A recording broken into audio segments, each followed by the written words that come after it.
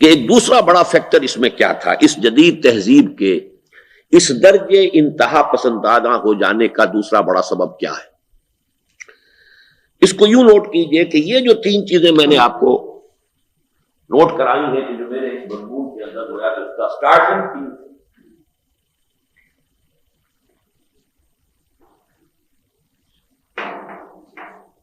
خدا کی بجائے کائنات،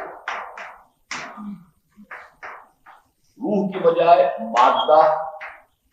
اور بدن، حیات اخروی کی بجائے حیات دنیاوی، ان تینوں کا حاصل کیا ہے؟ ایک لفظ میں آپ کیجئے مادہ پرستی یا مادیت۔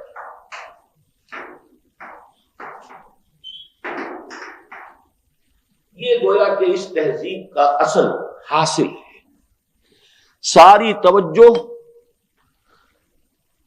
دس ورلڈ آف میٹر پر، پھر material gains, material benefits, material welfare, ساری ایمبیشنز، ساری بھاگ دوڑ، ساری جیسی و جہد، سب کے سب محدود ہو کر اس دنیا کے اندر اور اس مادی زندگی کے اندر انسان جو ہے کھو گیا، گم ہو گیا۔ بڑا پیارا شعر اقبال کا یہ، مختلف پہلوؤں سے یہ یعنی کوٹیبل کورس میں شامل ہے، ہر شخص کو یاد ہونا چاہیے آپ میں سے